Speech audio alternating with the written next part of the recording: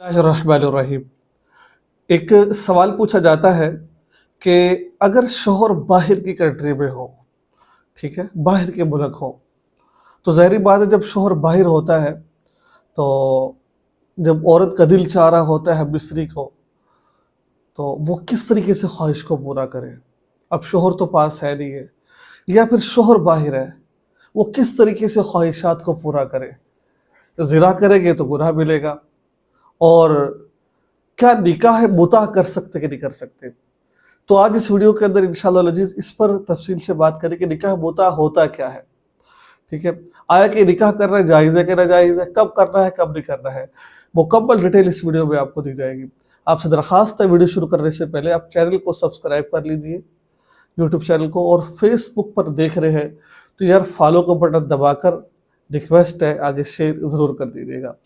और आप अगर दीनी मसाइल, ख्वाबों की ताबीर, बच्चों के खूबसूरत नाम, खुलासा कुरान, खूबसूरत वज़ाइफ आर्टिकल की शक्ल में पढ़ना चाहते हैं तो मेरी वेबसाइट maulanamasud.nqb.com का विजिट ज़रूर कीजिए। जब एक दफ़ा आप उस वेबसाइट पर जाएंगे तो दोबारा आपको वहाँ से हटने का दिल नहीं चाहेगा। उसका विजिट कर कर बहुत कुछ सीखिए उसके अंदर, और आगे शेयर ज़रूर कीजिए। निकाह मुता उससे कहा जाता है कि जो कुछ वक़्त के लिए निकाह किया जाता है। कुछ लोग हैं जो इसको जायज़ समझते, आप समझ गए होंगे कौन लोग हैं वो, मुझे उसके बारे में बोलना या कहना मैं मुनासिब नहीं समझता। निकाह मुता कहते हैं कि कुछ वक़्त के लिए वक़्त को मुख्तस कर लिया जाता है। मिसाल के तौर पर कोई ये कहता है मैं 3 दिन के लिए या 2 दिन के लिए, 1 दिन के लिए, 1 घंटे के लिए, 2 घंटे के लिए मैं आपसे निकाह करता हूँ, ठीक है, और इसके एवज़ में आपको 10,000 दूंगा, 15,000 दूंगा, हक़ मैं इतना दूंगा। तो उसको उस औरत राज़ी हो जाती है, तो फिर औरत और मर्द आपस में निकाह कर कर हम मिसरी करते हैं। ये आसान लफ्ज़ों में निकाह मुता कहा गया है। इसके बारे में मेरे और आपके आका हज़रत मोहम्मद सल्लल्लाहु अलैहि वसल्लम ने क्या फरमाया है, तो पहले मैं उस हदीस को बयान करता हूँ।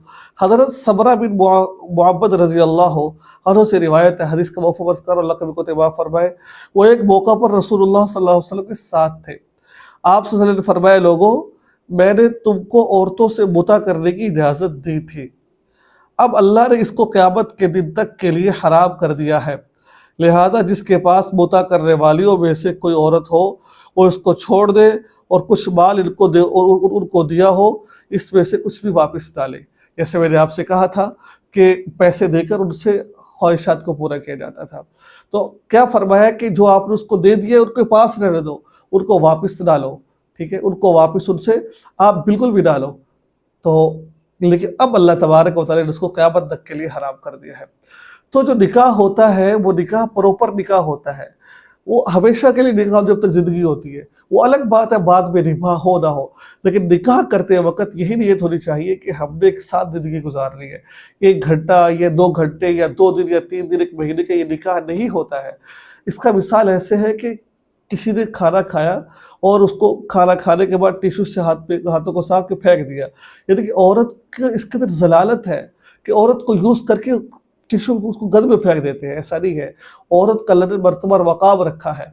ऐसा अगर बीवी बनाना है तो उसको बीवी बनाओ, वो अलग बात। अगर बाद में आपका निभाह नहीं होता है या बाद में आप ठीक है तो वो अलग मसला है कि आप अलग इख्तियार कर लो, ठीक है, वो अलग बात है। तुम्हारे लिए शरीयत मुतहरा के अंदर हराम है, नाजायज़ है, इस तरह नहीं कर सकते आप लोग।